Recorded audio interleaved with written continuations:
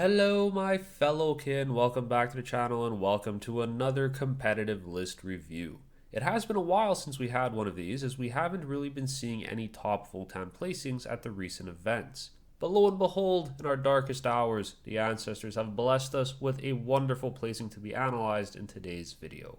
On today's agenda, we'll be taking a look at the Battle Ready Wargaming's Team Turmoil event held on the weekend of May 18th to 19th of 2024.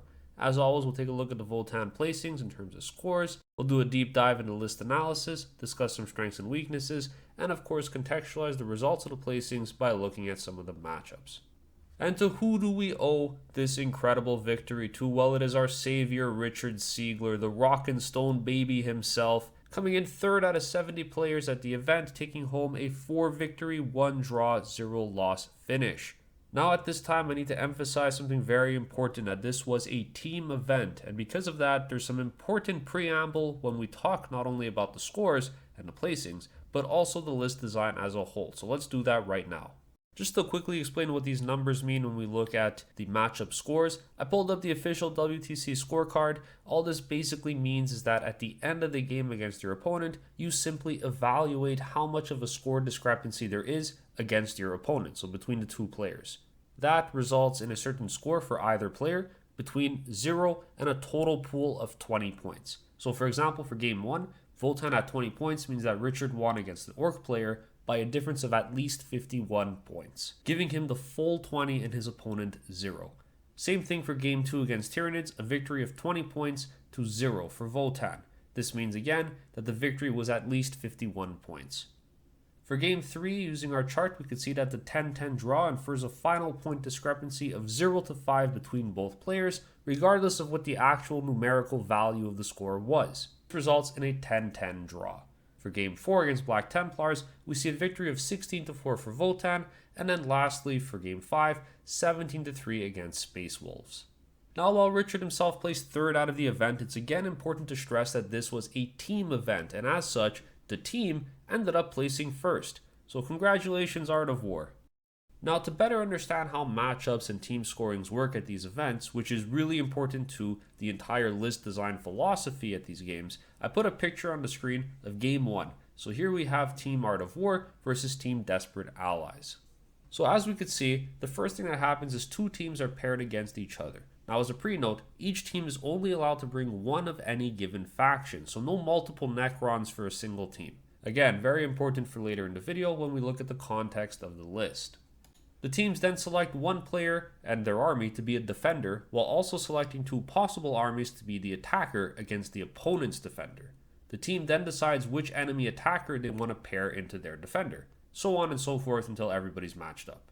At the end of the round, you add up everyone's individual score on 20 in order to get a total score out of 100 for your team, as we see here at the top.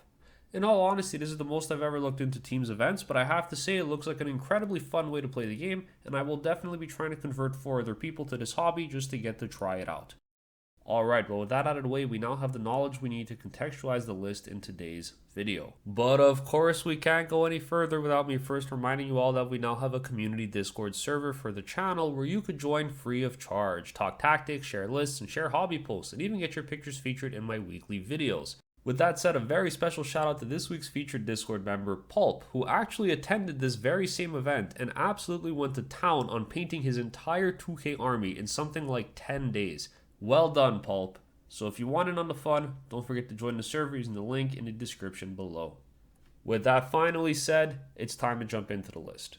So right off the bat, surface level, we have a very elite style army. We're running 3 land forts and 3 small bricks of Hearthguard. Absolutely love this playstyle, no secret there. Every time we see something like this in a video, I always get pretty excited because this is my preferred way of playing the army. Kicking things off, we have an Ioneer champion running Appraising Glare. He is of course running a Mass Hammer, which is the optimal weapon loadout for this character, and he is taking a Weaverfield Crest for added survivability. We then have a second Ioneer champion, the last of the characters, also taking a Mass Hammer and Weaverfield Crest. However, you'll notice, most glaringly, is that there isn't the inclusion of Grim Demeanor in this list. I know, blasphemy, but again, within the context of a team's event, it might not actually be necessary to include this item. Simply put, because you have some kind of decision making involved with what kind of matchups you're paired into, and because of the expectation that there's only potentially one Necron list per team, you don't necessarily really need to bake that into your list because it's possible to avoid unfavorable matchups where you would require the enhancement to begin with. This potentially frees up an extra 20 points and allows you to have more wiggle room with other inclusions in your list.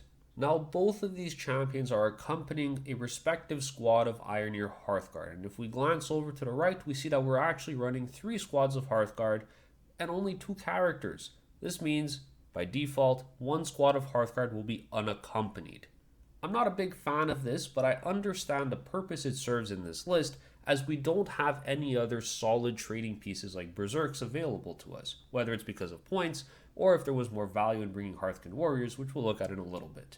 With that said, I think the Ironir Hearthguard make an excellent trading piece for the army. They are more expensive, of course, but they're significantly more durable, they're much more flexible, and they have very good staying power. So if you're trying to build a list that is resilient, a solid anvil that can also deliver a punch and hold and pin enemies in certain points at the table, this could be the optimal approach to take.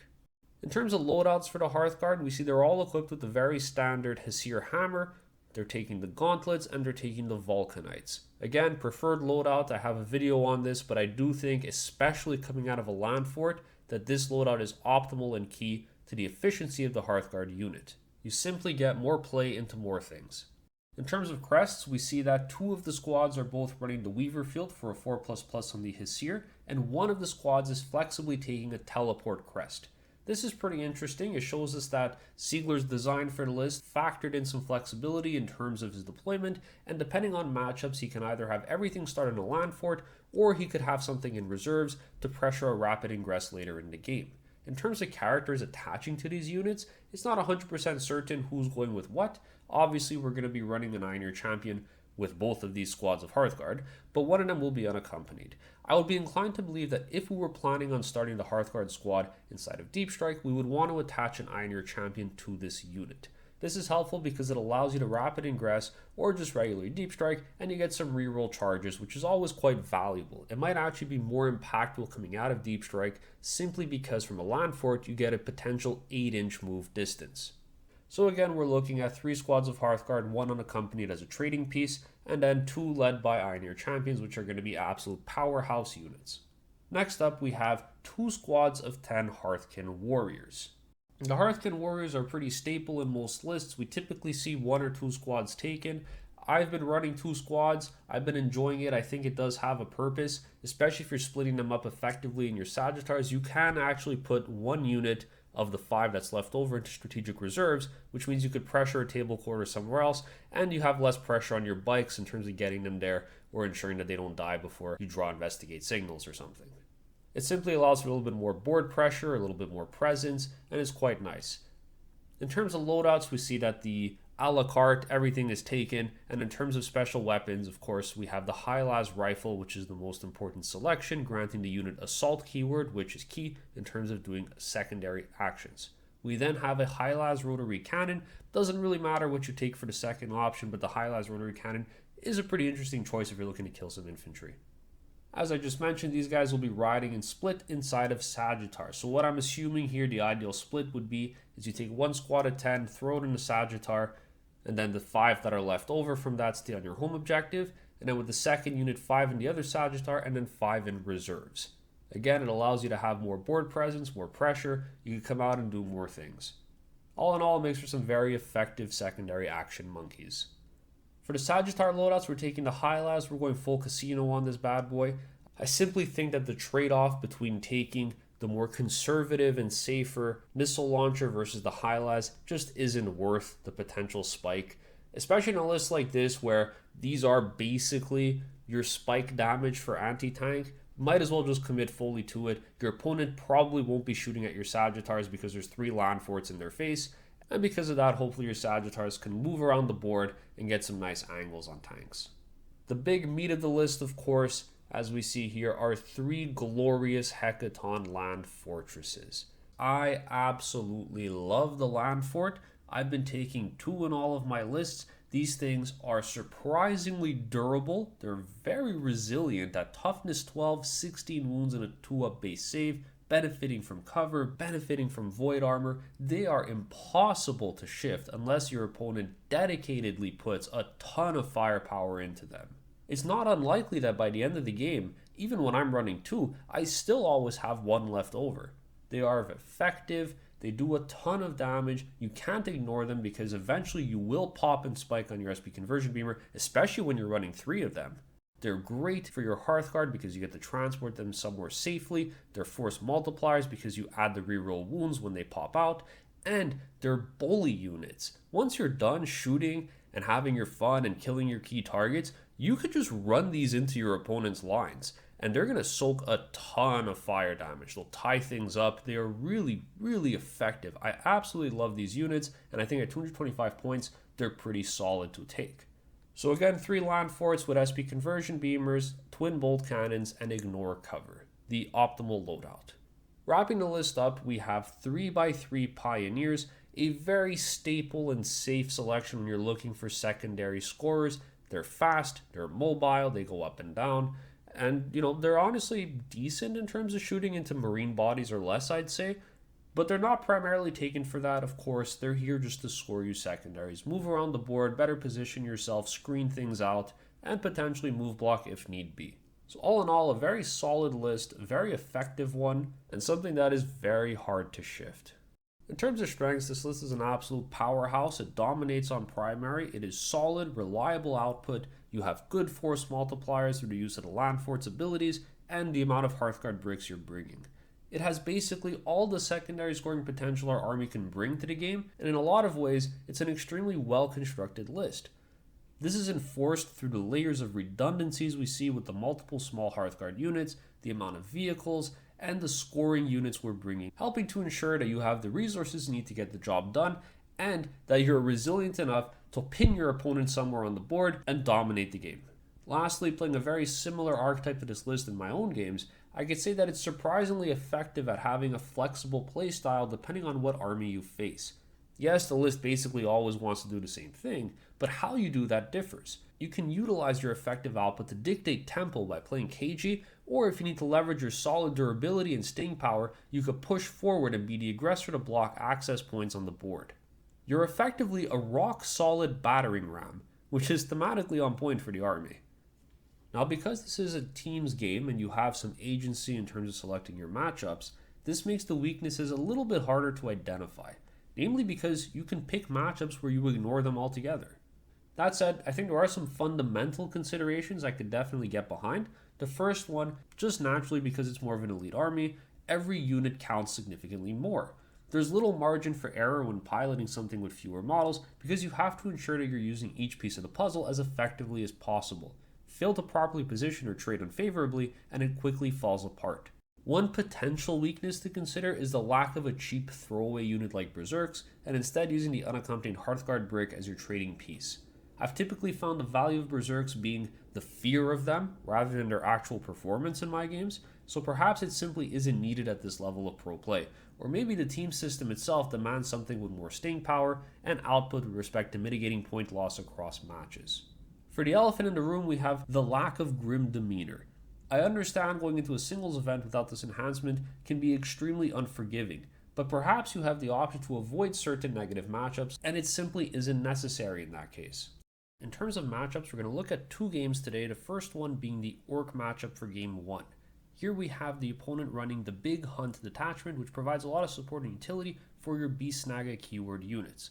As such, we have a bunch of beast characters in this list, beast bosses, beasts on Squigosaurs, and then a named character named Mozrog Scragbad. We also have 4 units of 10 Beast Snaga boys for battle line, and then wrapping the list up, we have 3 squads of Squighog boys, 2 of which are squads of 6 and 1 squad of 3. Now, as a Votann player, if I saw this list, I'd be pretty happy. Why is that? Because there are very few and very key targets that I want to prioritize killing. That being the Squighog boys, which are the biggest punch and impact towards my vehicles and my units. So, it's very simple. I allocate my judgment tokens to them at the beginning of the game, and then my last one I probably give to whichever unit has the scarier character inside of it. Yes, of course, the Squighog boys could probably delete your tanks if they connect, but that's all part of the trade. You are trying to bait them out, and if you do, everything else in your list could fire and focus them down. Also worth mentioning, there is some very good play in this list with move blocking because you can afford to throw away some of your bikes in light of the fact that you have 3 and that you have a unit of warriors probably coming in from reserves. This means you can effectively delay your opponent coming towards your front lines if you wanted to by sacrificing one of your bikes forward deployed in terms of move blocking. Ultimately, it's a very solid matchup for Votann. I'm not surprised to see the victory here, which makes me inclined to believe that this is one of the cases where, as a defender, they got to choose the matchup. Okay, the next game I want to talk about is the Chaos Demon list. This list ran 10-10 draw against the Votann player, and I think it's an extremely interesting matchup to examine. If we pull up the list here and take a look on the screen, we see that the player was running, of course, Be'lakor, a great unclean one with the enhancement Endless Gift to make him basically unkillable, Kairos Fate Weaver, a Lord of Change with the Everstaff, Scarbrand, Nurglings, Beasts of Nurgle, and allied in, very interestingly, 3 War Dog Carnivores. So you have a very powerful melee punch if you're able to connect. Now, in a lot of ways, you may notice that this list design is actually quite similar to what we're going for with the Votann list. It's something that is extremely elite, something that is very durable and resilient, able to hold a point down with whatever they throw on it, and they have a very good counter punch that is baked into the army. So ultimately, I think both of these lists want to try to do the same thing. They want to be really annoying and stick on an objective and be tough to shift while also being a pretty significant threat on their own. Now, of course, Chaos has the advantage here of mobility. They're able to pull themselves up off the board, come back down within 6 inches, and do all kinds of shenanigans. This is pretty bad for Votann because we're relatively slow. I do think it helps that we are running a little bit more of a mechanized list because we are able to get relatively quickly to one point of the board or the other if we're more centrally deployed. I also think it's pretty interesting in terms of token allocation because you have so many big threats in the opponent's list. Who do you prioritize? Who do you focus fire on first? Do you put your tokens on the war dogs that are going to be running into your front lines, or do you prioritize going for some of the greater demons that might potentially teleport across the board and get out of your line of fire? What do you guys think? Let me know in the comments down below. It's a pretty scary list to play against. It's very aggressive, and I think it packs a really powerful punch to shift you off objectives. Ultimately, I think the similarity in archetype and playstyle probably helped support the idea that this was a 10-10 draw, as both armies were pretty good at doing the same thing. I'd be very curious to learn a little bit more about this game in terms of what kind of map was chosen, what mission they were playing on, and who the attacker and defender was. Who chose to draw into this? Because I do think on both sides, I could see an argument as to why you would want to pick this matchup if you were looking to tie the game or keep the scores relatively even. It's a scary list to play against on either side, and I think this list is pretty good in itself of just stopping and stalemating the game. With all that said, a big congratulations again to Richard Siegler, and of course the Art of War team who took first place at the tournament. Alright, thank you guys so much for watching. As always, if you enjoyed this kind of content, please don't forget to subscribe, like, and leave a comment for me down below. How do you think the event format impacted the design philosophy as a whole, and what are your thoughts on some of the matchups? Thanks so much for watching, and I'll catch you all in the next one.